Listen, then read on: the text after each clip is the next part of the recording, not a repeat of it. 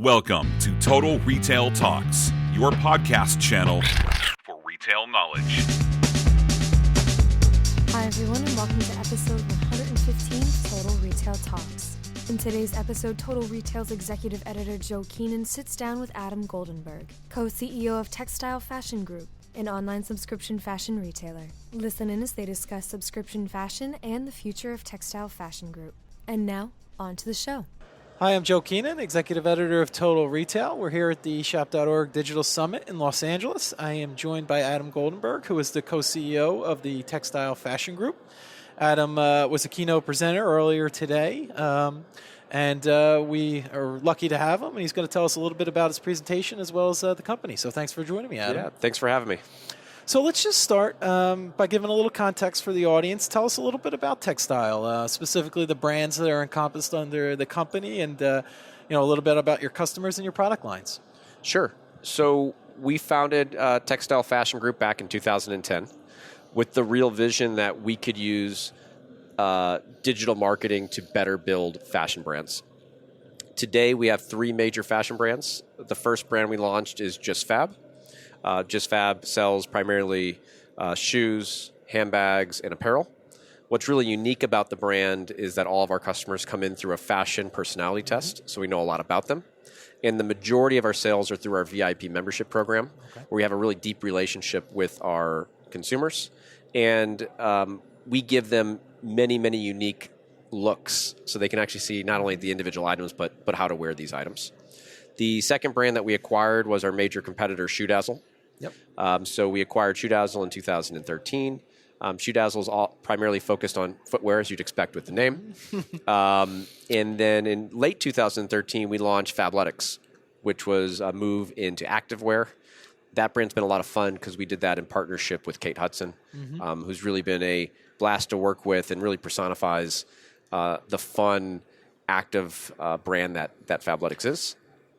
And, today we have about 4.6 million VIP members that are enrolled in our membership program and many more members that are buying our product on a retail basis. And we'll do right around $700 million in sales. So, still a young company and still growing fast, but, we are starting to get to some real scale. And digital native brands, I would assume, correct? All these brands are digitally native brands that we created. Yep. And I think what makes us unique is the degree of vertical integration. So not only do we design the products, but we handle the factory selection. We have our own QA on the ground, but we also control the fulfillment, customer service. We built our own technology platform. We have our own studios where we do all of the product photography. We produce all of our own TV commercials, buy our own advertising, and of course have our own data science, machine learning. So we've really thought about, to be a digitally native brand, what does your core competencies need to be? And we do those things in-house. Yeah, so that's a great segue into this next question. And you talked about kind of collection of data about some of your members and their preferences and styles. So let's talk a little bit about personalization. You did touch on that on your keynote this morning. So what does that mean for your brands? And then, what are some of the examples of the ways you're personalizing the shopping experiences for your customers? Yeah, I think the most important part about personalization is how do you give consumers what they want? So I think one of the challenges of shopping online is that there's just so much selection, and everybody only has so much time. Yeah. So what we do is we have a lot of data on the customer from day one. We know their fashion persona, we know their size, we know their geography, and then we continuously learn more about them. What did they look at? What did they convert? What did they buy and return? What did they buy and keep? And we use all that to actually create a personalized shopping experience where the products that you're seeing throughout the site and in your emails is tailored for the individual. And, the customers like it because they're seeing product that they want. We like it as a company because they have a higher conversion rate and they spend more money with us. Yeah, and I would imagine also you we'll tie this in a little bit about retention. The better the experience, the more likely they're going to come back and shop again with your brands. That's right. I mean, I think more than ever, consumers have a ton of choices, right? Every single brand and every single store is available to the customer now. So it's really raised the bar on, one, how do you differentiate, but also what's the level of service that you need to deliver? Yeah. So then what are some of those goals of the personalization efforts? I mentioned retention, but also acquisition. in addition to making the better experience on all of the 3 sites that you mentioned, what are some of the other initiatives and goals that you have for some of these personalization efforts? Yeah, so one certainly is around product selection, which we talked about. So let's show the product that is the right product. The second is even around contact frequency. So some customers, you're going to get the highest return by contacting them every single day. Others may need to be less frequent. Is that contact email primarily? Through email, primarily. But I think going forward, even through still direct mail and other channels. Yep.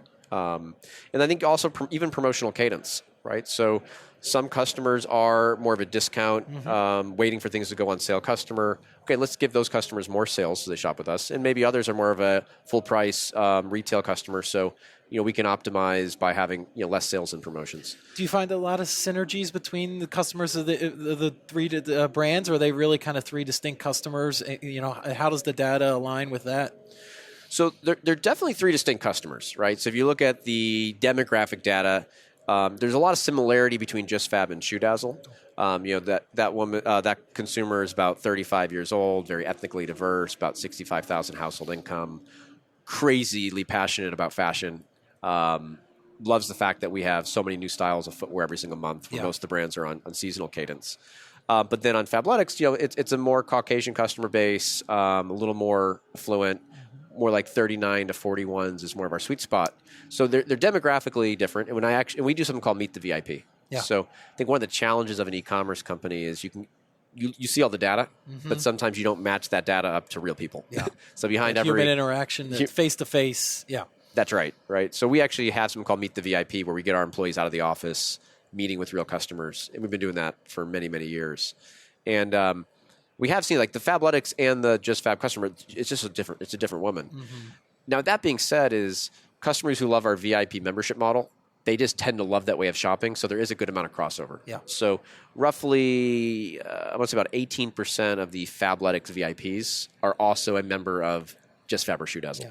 So there is crossover. Yep. And I guess at the end of the day, whether you're a 35-year-old woman shopping for shoes or a 60-year-old man shopping for a necktie, you still want the same type of shopping experience. You want relevant offers, you want relevant product, relevant content, and that's what really comes down to it, I imagine. That's right. Yeah. So then what are some of the metrics that you're looking at on a consistent basis when it comes to the customer experience and, to measure how you're doing with some of these personalization efforts?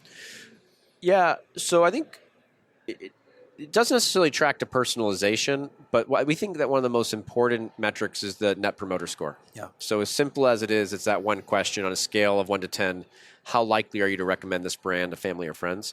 We find that is very telling. So as you'd expect, the higher your NPS, that's going to show up in retention and brand loyalty. Yeah.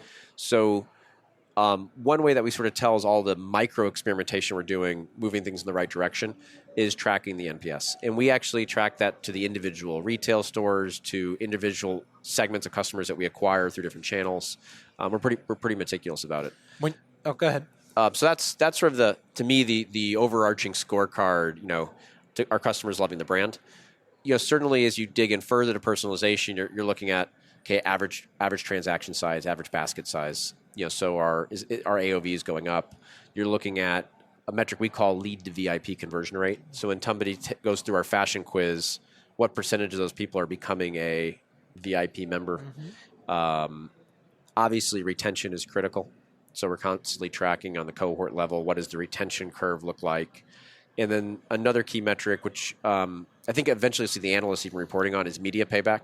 So when we spend $1 to acquire a customer, how fast are we getting a payback on that? And what is the eventual return? Yep. So that's sort of one of a handful, but there is a tremendous amount of KPIs that we look at. The VIP member program, is that a paid loyalty program, a la like an Amazon Prime? Can you talk a little bit more about that VIP program? Yeah, it's similar in some ways to Amazon Prime, and in many ways it's unique. So how our VIP membership program works is that customers get all sorts of perks. The main perks are they save about 20 to 30% off our retail pricing. They earn loyalty points in everything that they purchase. They get exclusive access to some of our biggest seasonal sales.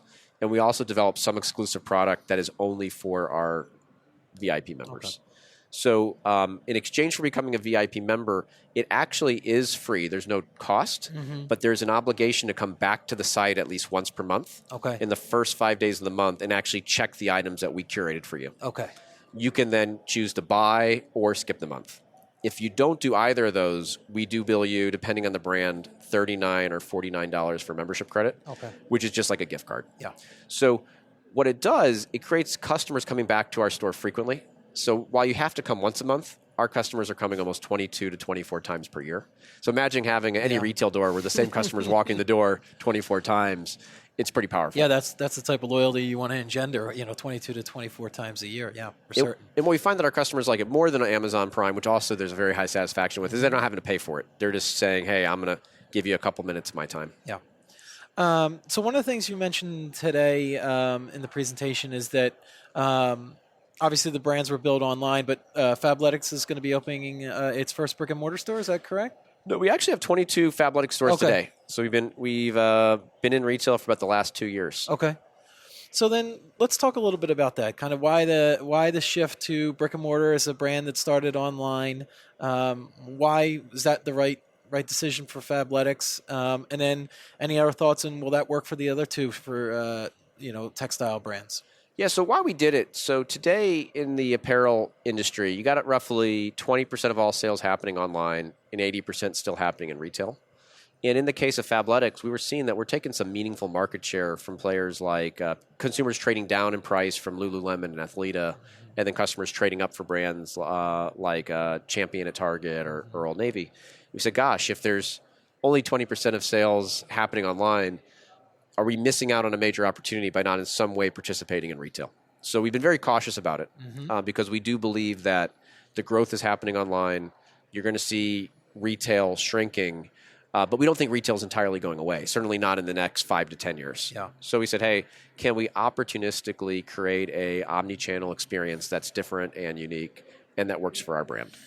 Have you targeted certain markets that you find that best opportunities for the brand where across the country you've kind of focused your store presence in? Yeah, so a couple things. One is we said, look, we're not going to go to retail until we have 50% brand awareness. Okay. So we think it's far more cost-effective to build brand awareness and loyalty online than in retail stores.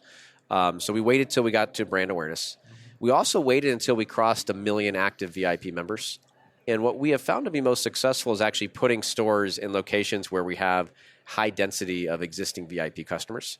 And what we're finding is, yeah, we are acquiring some new customers to the retail store, but the big win and unlock for us is that the online customers who shop in retail are now spending 3 times as much per year. Yeah, so they're not just shifting their ordering from online going in store, they're 3 times as much. That's right. Yeah, that's great. Thanks, Adam. Yeah, thanks for having me. All right, take care. Take care. Thanks for listening. For more information on this episode, be sure to visit our podcast channel page at www.mytotalretail.com/podcast for show notes. Total Retail Talks is available on iTunes, Stitcher, and Google Play, but please remember to subscribe to our podcast channel page as well. Lastly, don't forget to connect with us on social on Twitter at MyTotalRetail and on Facebook at facebook.com/MyTotalRetail. Until next time, this has been Total Retail Talks.